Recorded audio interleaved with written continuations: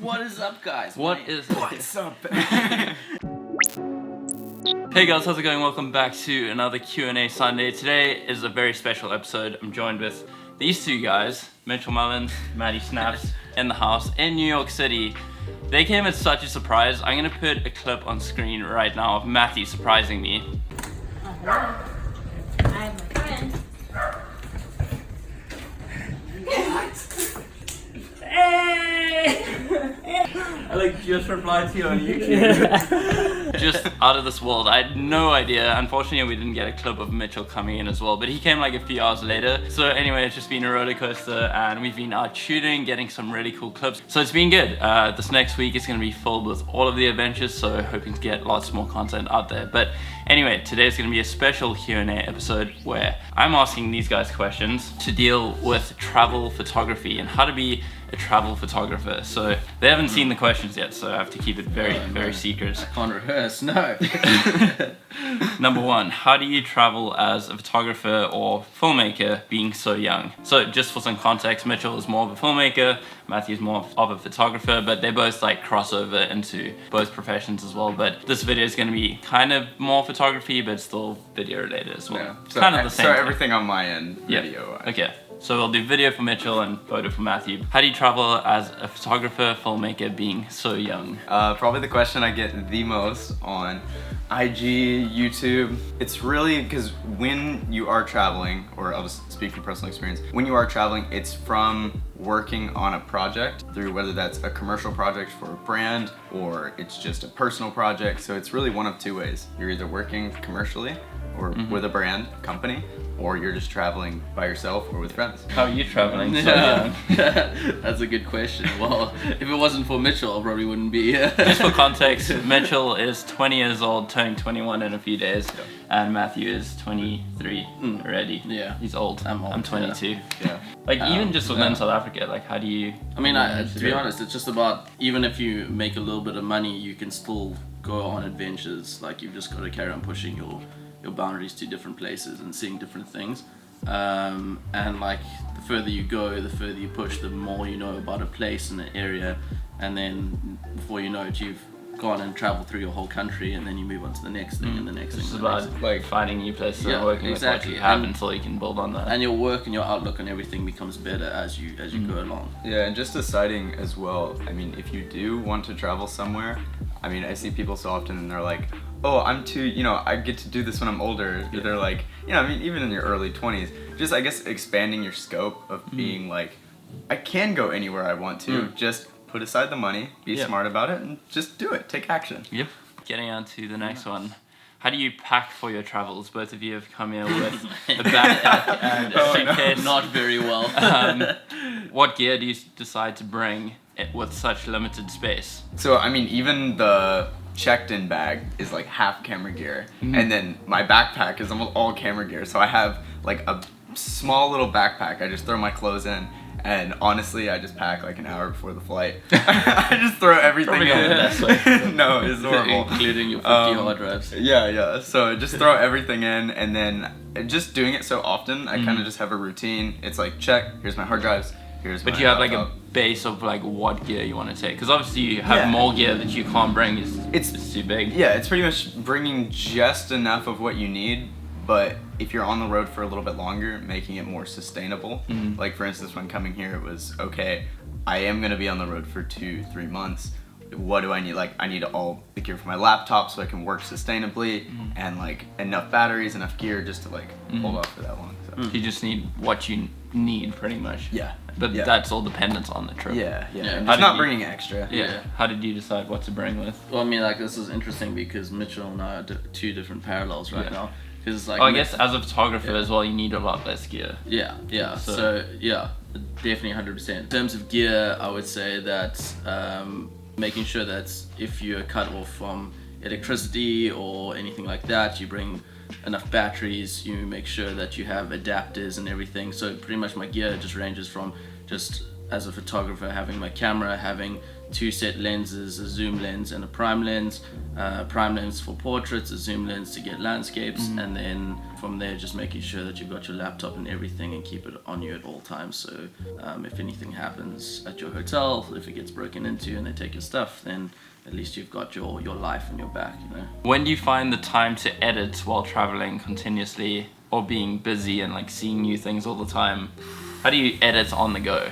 There's no good answer for this. I mean, you were doing daily vlogs for a while you were Yeah, but also Maddie, you saw this because this was during the time we came to visit Jackson and I came to visit Cape Town last year, and we'd go out and shoot. It was quite a hectic schedule. Come back and just edit till late in the night. Wake up super early. Go to a coffee shop. Put out a vlog. I mean, it's finding time in like. You have days of travel in between places. It's okay, go to the airport, sit, edit, do this, work on the plane if you can. I don't know, like early mornings, just wake up or stay up a little bit later than everyone else and just get your work making done. the time Yeah, for it ready. it's like knowing what you have to do and just making sure your priorities are set to get it done. Yeah. Because when it comes to editing, like a lot of times if it is work or even just a personal project, it's like, okay, this is important to me. Let me make time for this, and just make time for it. Because you're putting like high quality vlogs out on a regular basis, but you were waking up at like 4, I was sleeping like 4 in 3 the hours a morning, night, lying on the floor, and like I would wake up in the middle of the night to go like to the bathroom, and Mitch would be like, "Hey, morning, what's up?" And me on his laptop, just editing the vlog, and I'd be like, Sleep is important though. Make sure you get sleep. Yeah. No, please. Please. But yeah, I guess again, video is a lot different from photography because it takes way longer to edit videos than it does with photos. In my experience, like I don't know how intense is your editing process, and like would you be able to find time doing that while traveling as well, or do you think you're gonna edit everything when you get back? I think that's the thing. I think obviously it's dependent on the shoot you do, but like when you're traveling so often, you get really excited about the photos you take. So you immediately, as soon as you get back to the hotel or the room, you just want to start editing. And the problem is, like, if you're around videographers all the time, everyone takes a lot longer to edit. And when you're just a photographer, you kind of finish up a lot quicker, and you've refined your process, so you know what to edit and what not to edit. And I think that's the key factor in this is it takes a lot quicker, so you have a lot more free time on your hands, unless you're obviously shooting. I guess it also depends on how many photos you take as well. Yeah.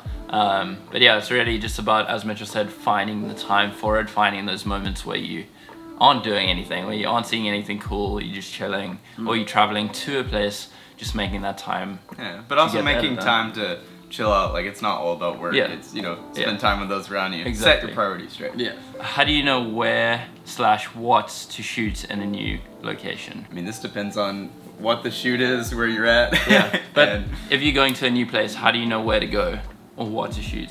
Doing research online or Instagram or finding other photographers, videographers in the area.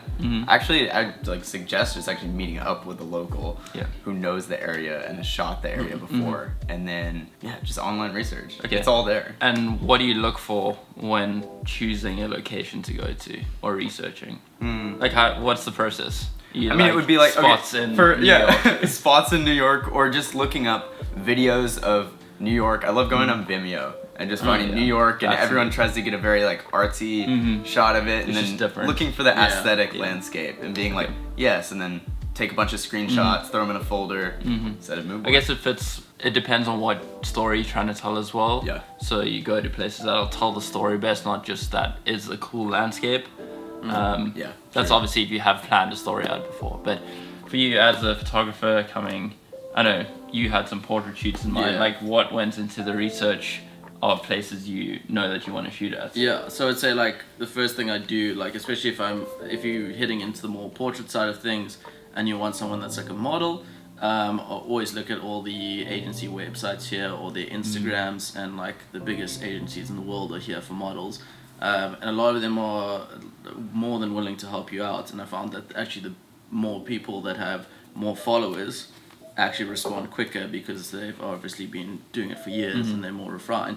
But that's also because you have a good portfolio already. Yeah, true, but I mean there's no harm in asking someone that's a lot bigger than you to be like, hey, would you mind coming Yeah, on? I know, but I'm saying like if you have an established portfolio or like a good body of work, you don't have to be an established portrait photographer, but just like if you have proof of your work and you reach out to them, they'll be like, oh, he takes good photos, cool. Like it doesn't matter how much Yeah. following you have then. Yeah.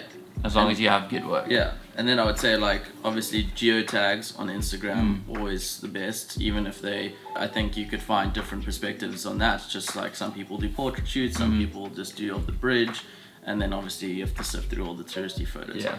I think the last thing I would say, if you're going to somewhere, for example, like New York, or you want to photograph the people of a country, you just need to be aware of your surroundings and how people perceive photographers and people taking photos of them. Because some people might turn it against you and say you didn't ask for my permission, or please Yeah. compensate me. I guess the word's conservative culture. So I guess just do your research Being before mindful. you go. Be mindful. Yeah.